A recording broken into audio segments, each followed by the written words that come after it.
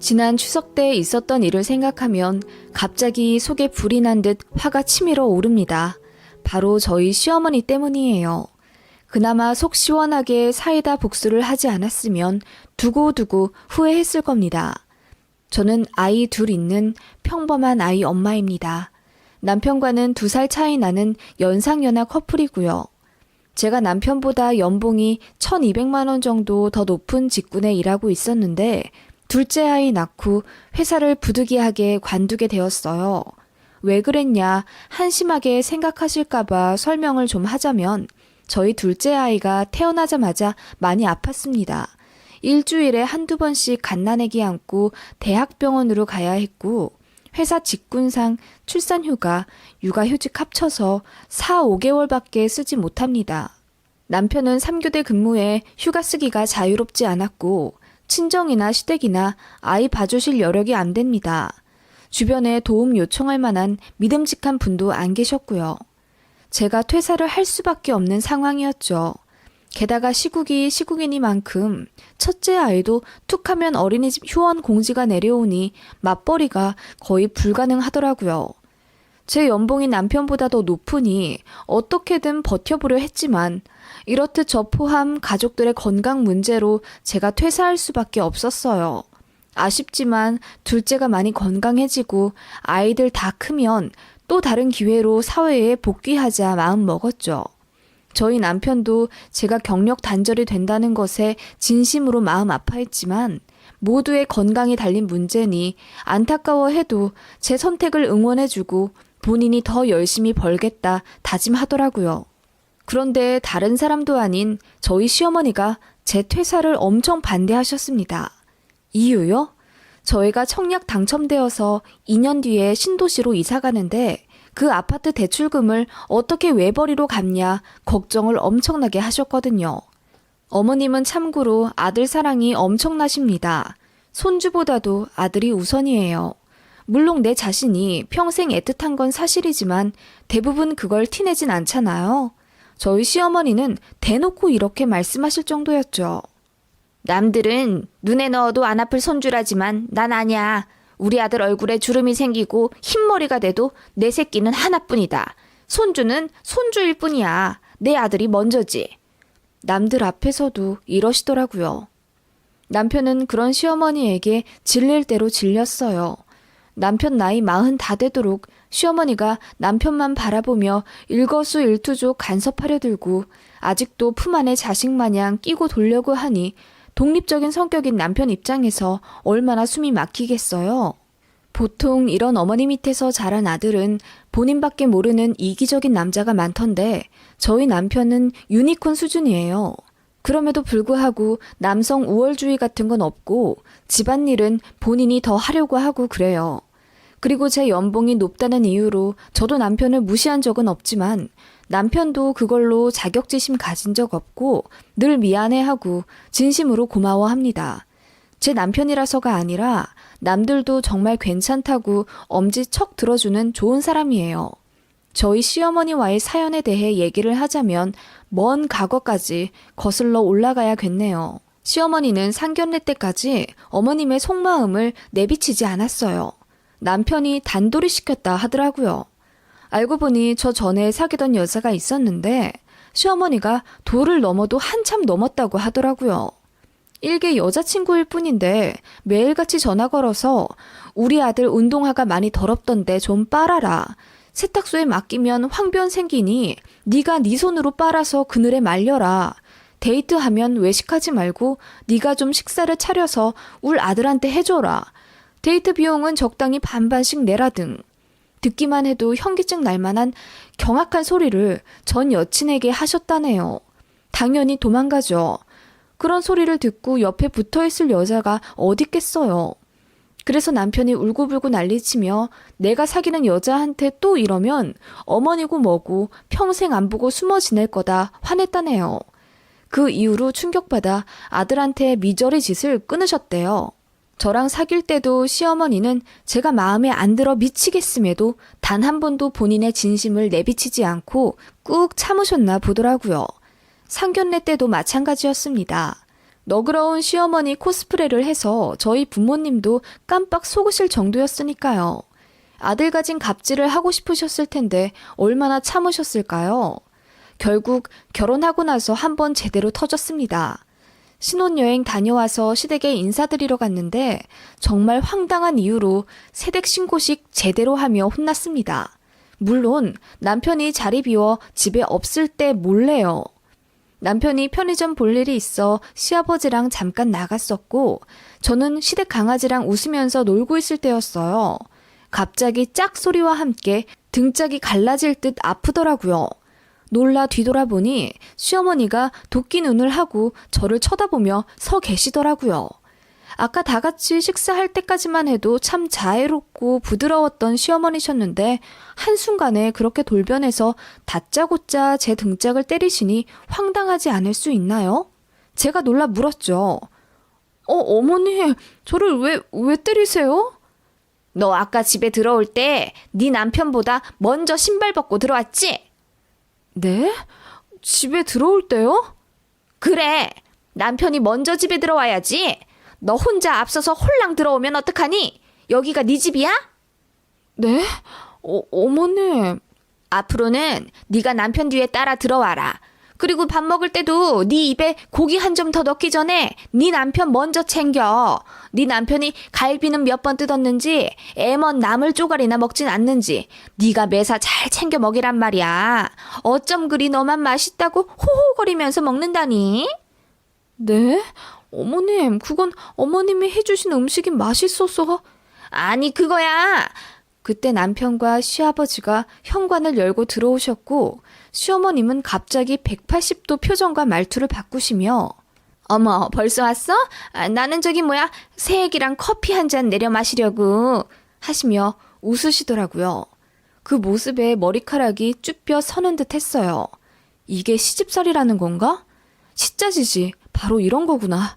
나 큰일 났네 하는 생각이 마구 들기 시작했고 낯선 시댁에서 갑작스러운 시어머니의 갑질을 당하다가 반가운 얼굴을 보니 저도 모르게 눈물이 왈칵 쏟아졌습니다. 그렇게 남편과 시부께서 당황스러워 제게 왜 우냐고 건네 묻는데 저 멀리서 발을 동동 구르던 시어머니가 저보다 더 크게 울음을 터뜨리기 시작하시더라고요. 새애기가 좀처럼 마음을 열지 않네. 서로 싸우지 말고 잘 살라고 시애미 된 마음으로 한마디 한 게 그렇게 기분이 나빴니? 그래, 내가 그냥 아무 말 안 할게. 새애기야, 편하게 쉬다 가라. 나는 그냥 안방에서 문 닫고 있을란다. 하시며 흐느끼시고 안방으로 가시더라고요. 그 바람에 남편이랑 시아버지가 좌불안석이었고 저는 시어머니의 이중적 모습에 충격을 받아서 그냥 아무 말 안 하고 시댁을 뛰쳐나와 버렸죠. 남편이 뒤이어 저를 따라 나오려고 하는데 시어머니가 울부짖으면서 제 남편이 저 못 따라 나오게 잡는 게 들리더라고요. 너무 황당했고 열받았어요. 그렇게 저 혼자 버스 타고 집에 왔었고 신혼집 도착해서 몇 시간 울었던 기억이 나네요. 남편이 몇 시간 뒤에 신혼집 도착해서 저를 안아주더라고요. 다행히 남편은 시어머니의 연극을 알아차렸어요. 엄청 싸우고 왔다더군요. 그래서 시어머님이 남편에겐 세상 자상하고 다정하지만 그 전에 전 여친한테 했던 전적이 있잖아요. 저랑 만나고 결혼하면서 절대로 전처럼 아들 만나는 여자한테 월권하거나 질투하지 않겠다는 다짐을 받아내긴 했지만 내심 본인 어머니의 그런 모습이 다시 나올까봐 경계했던 거죠. 시어머니가 억울해하면서 서로 이해하고 양보해가면서 잘 살으라고 한 소리 했고 그 소리 듣자마자 제가 소리를 지르면서 상관하지 말라고 했다네요. 남편은 당연히 그 말을 안 믿었죠. 맥락상 말이 안 되잖아요. 그래서 끈질기게 물어본 결과 시어머니가 거짓말한 게 들통났고 화가 난 남편이 이제 다시는 와이프 데리고 시댁 오지 않겠다고 선포하고 온 거라네요. 제가 시댁에서 시어머니와 있었던 일을 말하자 남편이 말하기를 에휴, 내가 그럴 줄 알았어. 내 엄마라지만 정말 이해도 용납도 안 돼. 사실 우리 엄마도 20살 되자마자 어린 나이에 시집와서 할머니한테 시집살이, 아니 가스라이팅이라고 해야 하나? 많이 당하셨거든. 남편이랑 아들이 그저 세상 최고인 줄 아셔. 엄마 당신도 여자이시면서 왜 그러시는지 모르겠어. 나는 남자지만 엄마의 그런 모습이 너무 숨막히고 반감이 들어. 그러면서 한숨을 내쉬더군요. 좀 병적으로 심하셨나 보더라고요. 그러면서 미리 자세히 말하지 못한 거 미안하다고 비는데 진짜 마음 복잡하더라고요. 그래도 자기 나름대로는 절대 며느리 힘들게 하지 않겠다고 각서도 써놓고 결혼했고 정말 많이 변하신 것 같았다고 하더라고요. 우리 엄마지만 답 없어. 그냥 당분간, 아니 우리 집은 나 혼자 가든지 할게. 넌 신경 쓸 필요 없어. 엄마한테도 제대로 말해 놓을게. 너한테 전화하거나 문자하지 말라고. 솔직히 안 받아도 될 스트레스잖아. 너 일도 바쁜데 우리 엄마 일로 힘들게 하는 거 내 자신이 용납이 안 돼. 너무 미안하고. 내 말대로 하자. 미안해 여보. 그렇게 신혼여행 다녀오자마자 저는 시댁의 발길을 끊게 되는 사연이 있었습니다. 친구들이 저더러 왜 명절에 시댁 안 가냐고 물으면서 부러워하더라고요. 저는 이런 속사정을 다 말하진 못하고 그냥 시댁에서 제사를 안 지내서 그렇다고 둘러댔습니다. 아무튼 그렇게 몇 년이 흘렀고 그 사이 첫째도 낳아 정신없이 키우게 되었어요. 시댁은 전에 말했다시피 남편만 갔고요. 제가 이제 아이도 많이 컸으니 데리고 시어머니 한번 보러 가야 하지 않겠냐 해도 남편이 나서서 그럴 필요 없다며 본인만 아이 데리고 시댁 가고 그러더라고요. 참고로 저는 시아버님이랑은 연락 자주 하고 만나 뵙기도 하고 그랬습니다. 시어머니만 안 봤어요. 어느 날 시어머니가 뇌혈관에 문제가 생겨서 쓰러지셨습니다. 지주막하 출혈이라고 많이 위험한 상황이었고 저도 몇 년 만에 아이 데리고 어머님 보러 중환자실 가고 그랬어요. 안 좋게 연락을 끊긴 했지만 그렇게 누워 계신 거 보니 마음이 안 좋더라고요. 남편도 너무 힘들어했고. 그런데 정말 기적적으로 잘 회복하셔서 말씀 약간 어눌해지신 것 빼고는 1년 정도 만에 건강을 되찾으셨어요. 그 일은 저와 시댁과의 관계에도 극적인 영향을 주게 됐죠. 아프신 이후로 저도 여느 며느리처럼 시댁에 찾아뵈어 어머님과 조우하게 되었으니까요. 어머님은 많이 아프시기도 했고 또 그때 그 일로 저희 남편이 불같이 화를 낸 이후 몰라보게 달라지셨어요. 저랑 단둘이 있어도 콩쥐팥쥐 새엄마처럼 구박하지 않으시더라고요. 손자 앞이라 그러신 건지 아무튼 속마음까지는 저도 모르겠지만 그렇게 표면적으로는 사이좋은 고부관계처럼 되었어요. 그런데 그것도 잠시. 저를 보면 볼수록 다시 본래의 그 악독한 감정이 스물스물 올라오시나 보더라고요. 은근히 구박을 하기 시작하셨어요. 제가 설거지 하고 있으면 툭 치고 가서 물이 튄다거나 제가 시댁에서 밥 먹고 뒷정리하고 있으면 꼭 제가 건드린 것처럼 유리컵 같은 걸 떨어뜨려서 깨뜨리시곤 했습니다. 그게 처음엔 다 우연인 줄 알았는데 자꾸 반복되니 알겠더라고요. 아, 일부러 이러시는구나. 나한테 감정이 있으시구나. 그리고 슬슬 잔소리를 가장한 가시돋친 말을 하기 시작하셨죠. 넌 어째 살이 좀 쪘구나? 우리 아들, 아니 준이 아범은 결혼 때보다 살이 많이 빠진 것 같은데 결혼하고 나서 누가 살만한지는 살찌는 거 보면 안 되잖아. 넌 결혼 잘했나 보구나? 하시며 또 사람 없는 데서 은근히 매기는 말씀을 하시더군요. 그런데 저 워킹맘 생활하느라 진짜 힘들었거든요. 일하고 부랴부랴 퇴근해서 아이 챙기느라 제 저녁도 제대로 못 챙겨 먹어서 밤에 야식을 먹느라고 살이 찐 거였어요. 저 나름대로 억울한데 어머님은 제가 아주 살판 나서 살이 찐 줄 아시더라고요. 암튼 그전에는 입조심 말조심 하시던 분이 한 번 아프셨던 분이라 제가 잘해드리니 다시 전처럼 갑질 본능이 슬슬 올라오시는지 집안일, 육아, 연락 등에 대해 간섭하시며 가시돋친 말씀을 자꾸 하시더라고요. 시모가 허구한 날 전화해서는 욕만 안 했지 사람 숨막히게 돌아버리게 하니까 원형 탈모에 구내염에 온갖 잔병들에 시달리기 시작했어요. 참다 남편에게 말했습니다. 그랬더니 남편이 어머니 건강 회복하신 것에 기뻐서 미처 세심하게 알아차리지 못했다며 미안하다고 하더군요. 솔직히 저도 남편에게 말하면서 좀 미안하긴 했어요. 안 그래도 어머님은 죽다 살아나신 거잖아요. 남편은 초상치를 준비까지 하고 있다가 가슴 겨우 쓸어내린 건데 그런 아들에게 고부관계로 인한 스트레스로 걱정 주고 싶지 않았달까요? 남편이 결국 시어머니에게 말했죠. 그냥 전처럼 돌아가기 전에 며느리에게 너무 스트레스 주지 말아라. 그랬더니 시어머니가 또 쓰러지게 생겼다며 울고불고 난리가 난 겁니다. 뭐라고? 너 말 다 했냐? 그래, 이제 너까지 영 끊겠다 이거니? 애미보다 부인이 우선이겠지, 암. 아이고, 나 죽겠다, 아주. 머리가 아파서 아들이랑은 그만 얘기해야겠다. 내가 죽어야 네가 내 속을 좀 알겠지. 그렇고 말고. 하시며 곡기를 끊고 들어 누우셨단 얘기를 아버님으로부터 들었습니다. 남편도 놀라서 혼비백산하고 미치겠더라고요. 어머님은 한번 쓰러졌다 살아나신 분이라 그런지 그걸 볼모로 잡고 협박하시는 듯 했어요. 그 이후로 어머님은 아주 위풍당당해지셨습니다. 뭐 어쩌겠어요. 아프셨던 분인데. 남편의 찐한 위로와 사과 아니었다면 매일같이 부부싸움 했을 겁니다. 그렇게 어찌저찌 시간은 흘러 둘째까지 낳게 되고 앞서 말했다시피 저와 아이 건강 때문에 제가 퇴사를 하게 되었고 남편 혼자 외벌이를 하게 되었습니다.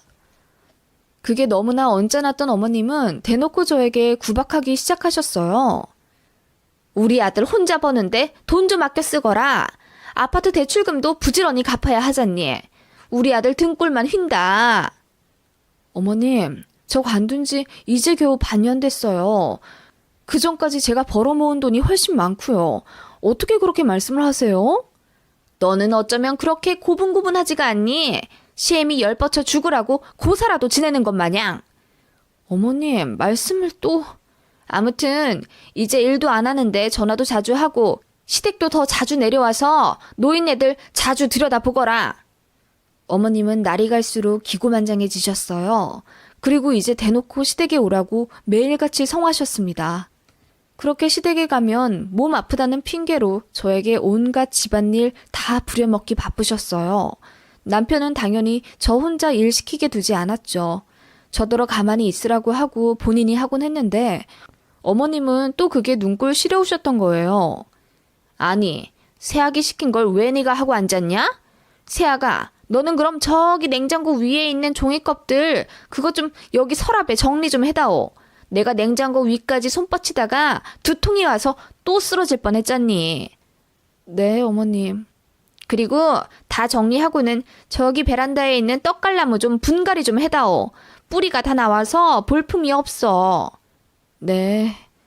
그렇게 한번 시댁에 가면 땀이 뻘뻘 나도록 일을 시키셨습니다. 그래도 남편이 절대 일박은 하지 않으려 했고 저녁 먹고 꼭 올라가려고 했기 때문에 몇 시간만 참고 또 어머님 건강이 완전히 안정되기까지 1년 정도 더 지켜보면 된다고 했으니 진짜 1년만 더 비위 맞춰드리고 그 다음부터는 얄짤없다는 심정으로 견뎌냈던 것 같아요. 혹시 또 쓰러지셔서 잘못되기라도 하면 그 화살이 다 저한테 올 것 같았거든요. 아무튼 그렇게 시댁에서 힘들게 일하면 땀이 많이 났으니 샤워를 해야 했는데 이상한 일이 있었습니다. 머리 감을 때까지만 해도 따뜻한 물이 좀 나왔는데 샤워 중간에 보면 꼭 찬물만 나왔어요.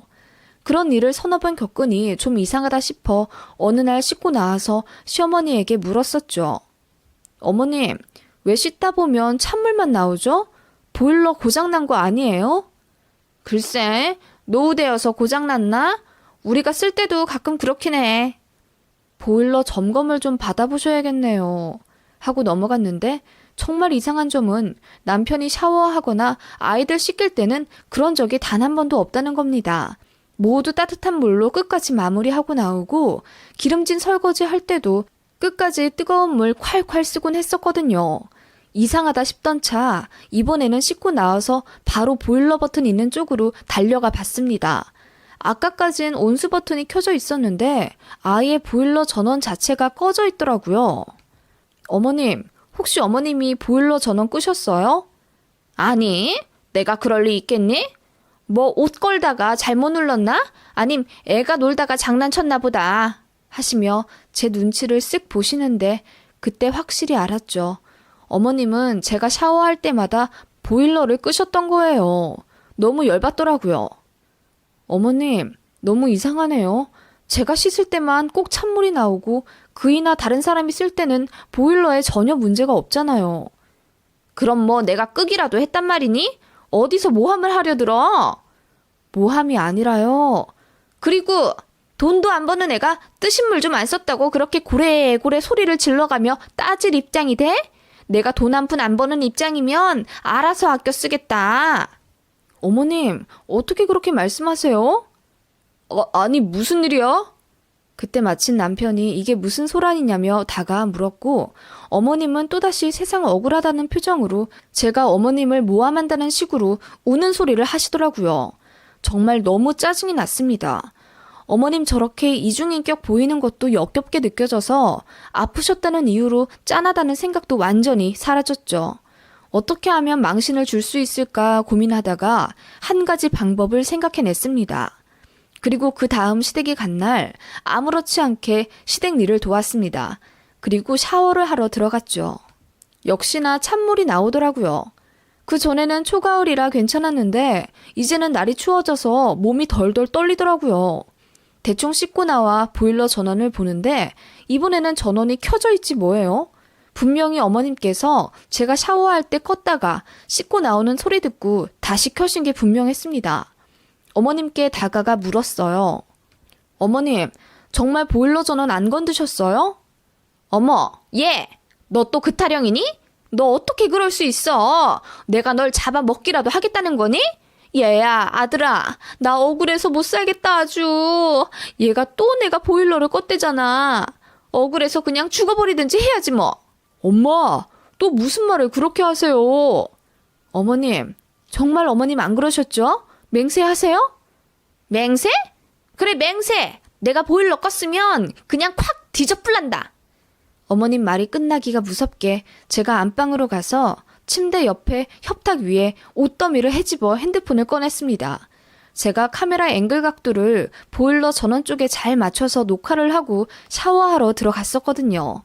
동영상을 재생하니 제가 들어가는 것부터 잘 찍혀 있었고 이윽고 어머님이 영상에 드러나셨어요.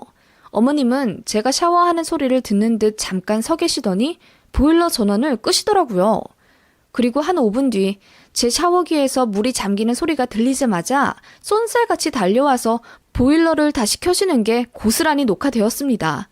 그 영상을 들이밀자 시어머니 표정 진짜 가관도 아니더라고요. 핏기가 싹 가신 얼굴로 말도 제대로 못하시더군요.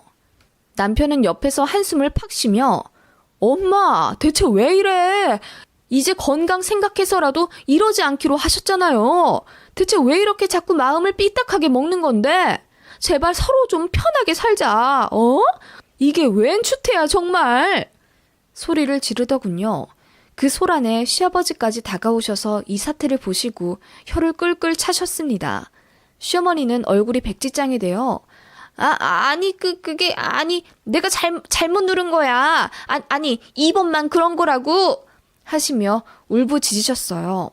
실망한 남편이 이제는 아프시다는 핑계로 숙여 들어가고 싶지도 않고 어머님 얼굴 보기도 싫다며 그대로 애들과 저 챙겨 시댁에서 나가자고 하더군요. 시어머님은 미처 잡지도 못하고 울고 계셨고요. 그렇게 시댁에서 나왔고 그 이후로 몇 번의 전화통화로 시어머니와 싸웠어요. 혼자 화내다 미안하다 하고 또 혼자 열내다가 울고 그러시길 반복하는 게 너무 지겨워서 저나 남편이나 아이의 어머님 전화를 차단했습니다. 아버님도 저희가 이렇게까지 나오는 거 충분히 이해하시고요. 제가 동영상 찍지 않았으면 아마 계속 보일러나 끄고 추태 부리셨겠죠. 아들을 향한 삐뚤어진 사랑의 종말입니다. 결국 아들도 등을 돌리네요. 이 얘기는 저도 창피해서 어디 말하지도 않았고 친정에서만 알고 계시는데 이모가 그러시더라고요. 그래도 아프셨던 분인데 저희가 한 번 더 숙이고 들어가야 하지 않냐고. 저는 이제 그러고 싶지 않거든요. 그런데 이모는 계속 저희가 매정하다는 입장이십니다. 정말 그런가요? 저는 그렇게 망신드린 거 아주 속이 시원하거든요. 제가 나쁜 건지 궁금해져서 글을 올려봅니다.